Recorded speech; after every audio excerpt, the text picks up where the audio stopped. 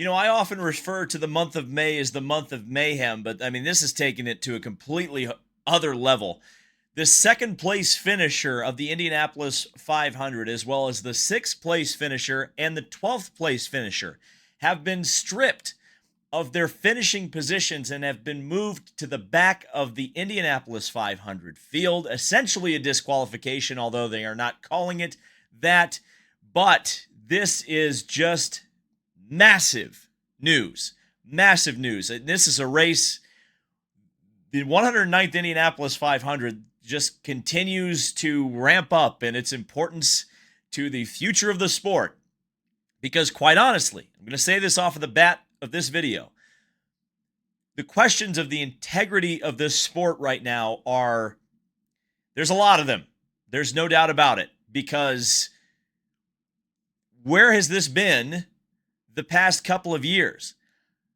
I'd have to go back to, and I'm sure there's another example of it, but the most notable kind of disqualification, or whatever you want to call it, moving a car to the back of the field, that I can think of happened in 1972 with Jerry Grant. He finished second in the Indianapolis 500, ironically to Penske's first win with Mark Donohue. Grant was found to have filled his fuel tank from a teammate's fuel rig, which was against the rules. He was moved to the back of the field after finishing second. That was one car. This is three cars on the lead lap of the Indy 500, which have been stripped of their finishing positions for rules violations. Wow. Just unprecedented in a year that has already been unprecedented. IndyCar very clearly taking this seriously right now. We'll put it that way. Very, very serious scrutiny going into these race cars that haven't been there before. So let's take a look here at, there's the finishing results. We don't want those. We want this, which is the news release today. This is just breaking. This is crazy stuff.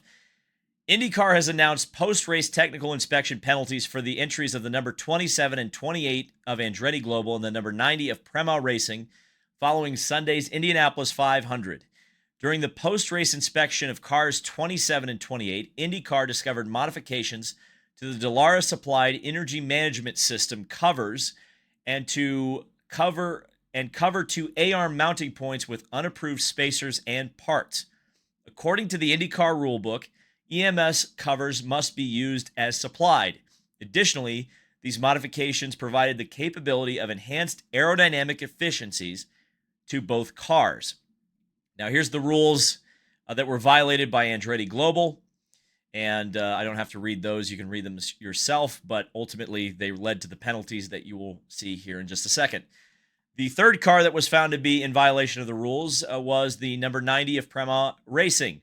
During IndyCar's routine inspection of the front wing assembly of the Prema Racing entry number 90, the car failed to meet the minimum end plate height and location specification.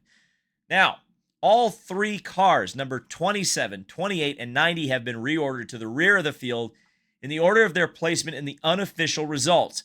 Prize money and championship race points are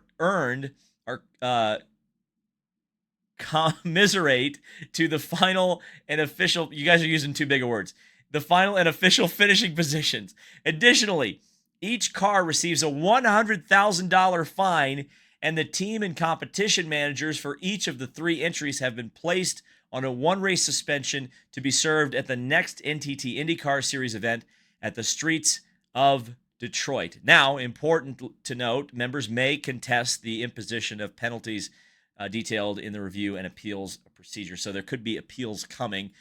But this is the important bit, which is, of course, Alex Palou still wins the Indianapolis 500. That has not changed. But the amount of cars on the lead lap has changed. Only 12 cars now essentially finishing on the lead lap. Although it's interesting how this is laid out, because it's still laid out that Marcus Ericsson, Kyle Kirkwood, and Callum Ilott completed all 200 laps, although they have been moved to the rear. Who knows how that's actually classified in the rules or in the history books. Doesn't really matter. What is that the podium is much different. The top 10 is much different. David Malukas now finishes second in the Indianapolis 500. Pato O'Ward third. We get some cars moving up into the top 10, including Takuma Sato and Helio Castroneves. Devlin DeFrancesco and Louis Foster. Their battle that was so controversial ends up being for 11th and 12th on the racetrack. I have a lot of thoughts about this, and I don't even know where to begin. I guess where I will begin is we dodged a bullet yesterday. I'm sure you guys have already put that together.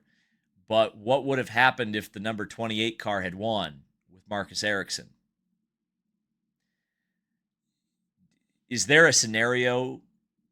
I guess I'll ask this question, and it's an open-ended question. It's one I don't have the answer to, wouldn't want the answer to. But is there a scenario where an Indy 500 win could be taken away? I suppose there is. We almost discovered if that was going to be the truth or not, because the 28 car came within 0.6 of a second of winning the Indy 500 from Alex Palou. It's a very dark place. Very dark place for the sport. I would also say, in terms of Andretti Global, I don't see, I suppose we'll never know with the 98 since it crashed. I wonder if the modified parts just didn't find their way onto the 26. That's me speculating after it crashed. Logic would, if we kind of use the information that we have and see the cars that were penalized in post-race tech and the cars that were not penalized in post-race tech, and what happened to each of the primary cars from that team, I don't think it's much of a stretch to say that. The number 90 car is also interesting, considering who qualified on the pole for the Indy 500. This is concerning for a lot of reasons. The fact that I'm asking those questions after the Indy 500 is concerning, because there's two paths. There's two paths of thought we can go down here, and neither of them are very good. The first one is that it hasn't just been Team Penske who's been getting away with all of this. It's been all of the teams. And you're stuck between a rock and a hard place now that you've set the precedent by penalizing Penske very harshly for what many consider to be a very, very small modification to the rear attenuator. Absolutely, the reaction probably justified in some ways with Penske because of who owns the series and all of this, and maybe perhaps some of the inaction post St. Pete last year. But now we've got teams that are not named Team Penske being caught, being scrutinized, being penalized heavily. And here's where I'm really running into an issue. And it's a question that I don't like the answer to, but I can't come to a better conclusion, which is, where was this scrutiny before now? Right? This is an unprecedented penalty for these three teams. Like, I cannot remember the last time not only one car was put to the back of the Indy 500, but three, right? I had to go back to 1972. Again, maybe there's another somewhere in the history books. I can't remember it. And I like to think that I'm a pretty solid historian, especially of things between 1972 and now. I know a lot of things. I'm concerned a lot because this is either starting a new precedent where we're going to be like NASCAR and we're going to start throwing cars out of the race post-race, which leads to a potentiality of someday an Indy 500 winning car being tossed after the winner has already done half of his media interviews and XYZ, and all the headlines have been written and all the videos have been made and all the milk has been drank. But then I need to really ask the hard question. Why? Why hasn't this scrutiny been as consistent? Why are we seeing more penalties for race car modifications in the past 2 weeks than we have? I don't, ever is too strong of a word, but in a very, very long time. I think that's probably fair to say. Well, what is happening? What is going on?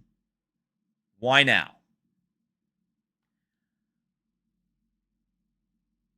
And if this is IndyCar discovering that something has been wrong for a while and addressing it, good on them. But I think, especially now, with all the Penske stuff, it was already necessary, and it probably should have already been done. But especially now, this is just further emphasis on the point that IndyCar needs to become or create, bring in, whatever you want to call it, an independent council, sanctioning body, whatever you want to call it. This stuff needs to be handled independently and a lot differently than it's being handled right now. That might have become priority number one, I would say. I think it's being, because this kind of thing this is not the precedent I want for IndyCar racing. I would prefer that things that are found to not be in compliance be found before the race starts. I would like to see the race be a fair competition. I would like to see the car that finished second and damn near won the race not get thrown out in post-race tech. To me, that is not cool. Not good. Not a good reflection of the sport. Not a good reflection of the sport. Good in the sense that something's being done. Something is being done to teams that are not named Team Penske. So there's some equity in the rules. I don't think that's a bad thing necessarily. But it also shows you that there are teams pushing the envelope that aren't Team Penske. And why has that been allowed? I think that's really the questions that I would need answered right now. And I guess we'll see when and where they are answered. But I do think the answer is the independent council, independent sanctioning body, whatever. And it needs to be done the right way. It needs to be totally independent. Because right now, I mean, Kyle and I were talking. We filmed a different video at the Indianapolis 500 Motor Speedway today that you'll eventually see. But we kind of came to the conclusion is the integrity of the sport is in question after this race. And I get this is inside baseball, and not a lot of normal people will probably even realize the car that they saw finish second on track yesterday finished 31st in the box score. But internally, this is not good. Not good. There's a lot of things that need to be cleaned up, I would say. And hopefully they're in the process of being cleaned up. And I suppose things like this are exactly what cleaning that up looks like. It's going to be a little messy for a while. But hopefully 2026 needs to happen by 2026, by the way. Can't be waiting until 2027. 2026. we'll have a nice spotless room to come back to next May. And you know, I I don't have any problem, by the way, with, and maybe we just need to open up the rules a little bit more. You know, it's pretty clear these teams want to innovate. All right, let's let you innovate. You know, maybe we'll let the teams design their own front wings. Maybe we'll make the racing a little bit better. You guys want to modify? What did they even modify? Modify your energy management system. How about you put that money into the front wing instead? Maybe we can race a little bit better. There's a thought. I don't know. Yeah. Hopefully we'll have a nice clean house to come back to next year, and we won't have to talk about rules violations and cars getting thrown out and all this nonsense. Because at the end of the day, I just want to talk about racing. I don't want to talk about politics. I can make a whole lot more money talking real politics than talking about IndyCar racing. But I love this, and I don't like seeing this. Okay? But I have faith that it will be fixed. But there's clearly some things going on that are not good, and we're just starting to see it. So, yeah, what a hell of a month. There's no doubt about it. We do have a video Kyle and I filmed at the Indianapolis Motor Speedway. Just pretend we talked about Marcus Ericsson being in second. We really talked about him finishing in a fabulous 31st place finish. You'll see that in a little bit. Thank you guys so much for watching, and we'll see you then.